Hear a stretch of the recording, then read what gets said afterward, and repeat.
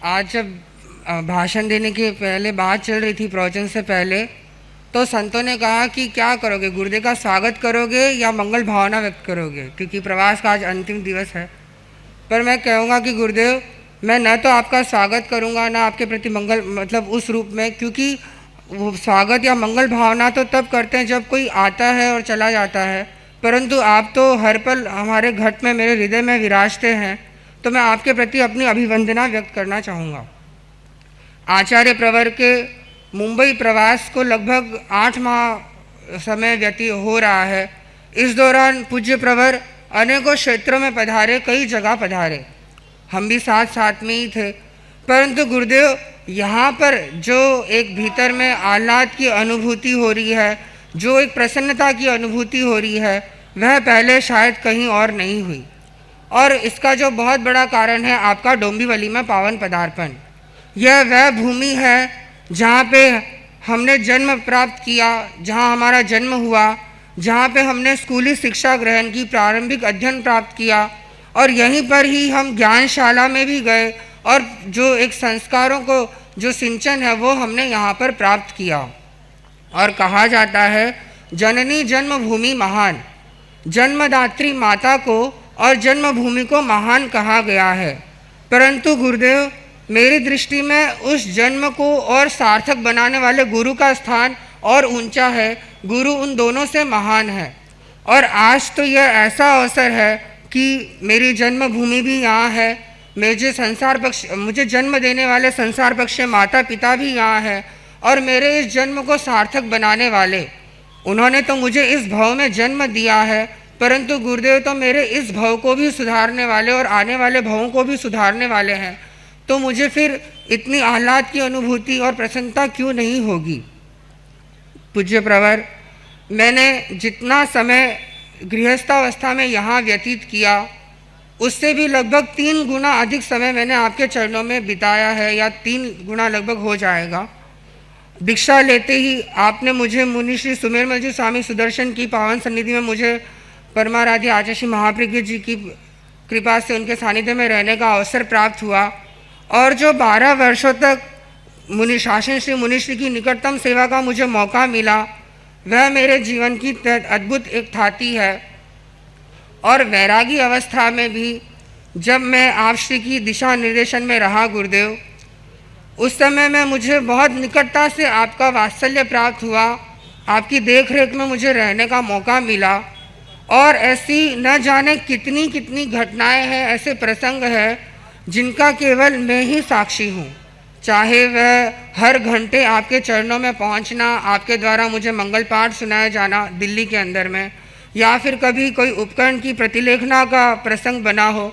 हालांकि तभी मैं अबोध बालक था, थोड़ा चंचल भी था, परंतु आपकी भी अगर स्मृति में होगा कि जिस प्रकार का वात्सल्य एक निकटता से किसी मुमुक्षु वैरागी के प्रति अगर मेरे प्रति आपका रहा, या जैसी प्रसंग मेरे साथ घटित हुए, शायद ही किसी और वैरागी या मुमुक्षु के साथ में आप श्री का उस प्रकार का कोई प्रसंग बना हो। गुरुदेव, मैं आपसे ये निवेदन करूँगा, यही अर्ज करूँगा कि जो वो वात्सल्य और जो वो कृपा या जिस प्रकार के प्रसंग तब घटित होते थे, अब पुनः आप ऐसा कुछ कृपा करें कि हर घंटे मैं आपकी सन्निधि में पहुँचता रहूँ। आप कोई कार्य के लिए, गुरु सेवा के लिए, संघ की सेवा के लिए मुझे बार बार याद फरमाते रहे, मुझे आपके चरणों में पहुँचने का मौका मिलता रहे। मेरी हर सांस गुरु सेवा में समर्पित है। पूज्य प्रवर ने डोंबिवली में 3 दिन का प्रवास प्रदान किया। भंते, हर वर्ष यहाँ का जो श्रावक समुदाय है, गुरु शरणम यात्रा के नाम से गुरुदेव की सन्निधि में उपस्थित होता है। प्राय हर वर्ष रास्ते में, विहार में जहाँ कहीं भी होते हैं, तो काफ़ी संख्या में श्रावक समुदाय गुरु शरणम यात्रा करते हुए गुरुदेव की सन्निधि में पहुँचता है। आज स्वयं गुरु चरण इनकी धरा पर पधारे हैं। गुरुदेव का जो गुरु शरण है इन्हें अपनी भूमि पर प्राप्त हुई है, परंतु ऐसा लगता है कि ये जो 3 दिन का प्रवास है, ये इनके लिए बहुत ही अल्प है। आप स्वयं अगर देखेंगे तो 3 दिन कैसे बीत गए हमको तो नहीं पता गुरुदेव, शायद गुरुदेव को भी ध्यान नहीं होगा कि 3 दिन कैसे यूं बीत गए कि मालूम ही नहीं पड़ा। यह क्षेत्र बहुत ही उर्वरा भूमि है। यहाँ के श्रावकों में गुरु के प्रति भक्ति कूट कूट के भरी हुई है। गण के प्रति निष्ठा इनके रोम रोम में रमी हुई है और आचार्य श्री भी के भी ध्यान में है, दिखा रहे हैं कि कितना श्रद्धाशील यहाँ का श्रावक समाज है। तो यह क्षेत्र तो गुरु की कृपा का पात्र है और गुरुदेव ये एक ऐसा भी क्षेत्र है जहाँ से 2 संतों की दीक्षा हुई है।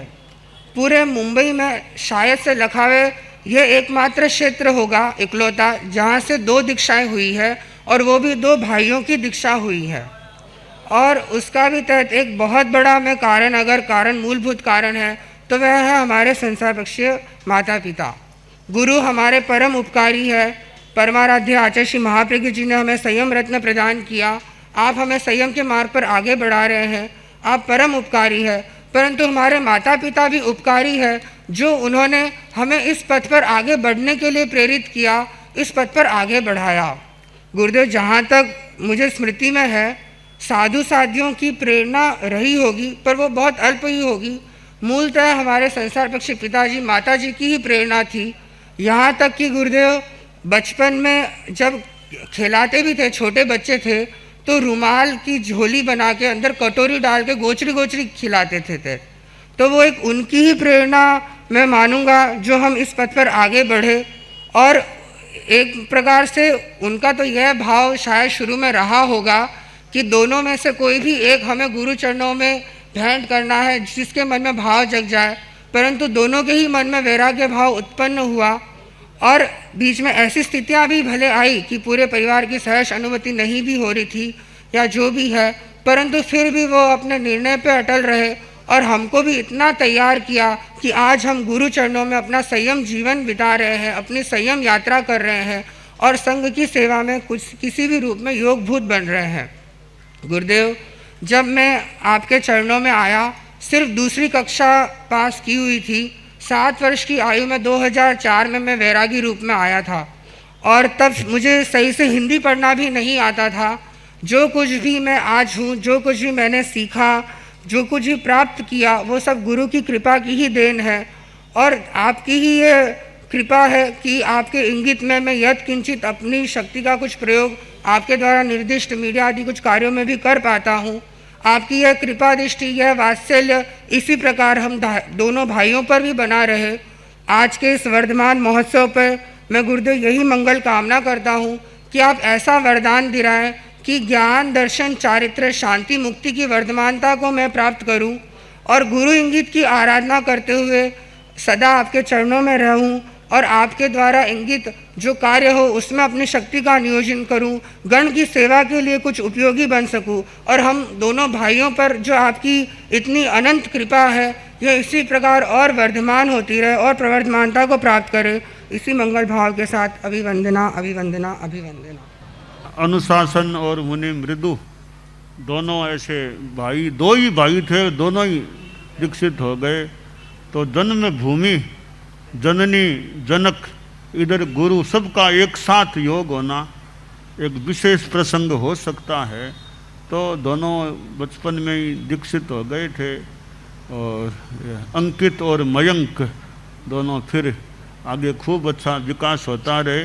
जीवन में वर्धमानता अच्छे खूब कार्यों में वर्धमानता होती रहे, खूब चित्त में समाधि रहे, खूब अच्छा जीवन में अच्छा काम करने का विकास का प्रयास होता रहे। 2 ही संतान थे, दोनों को ही दे दिया है?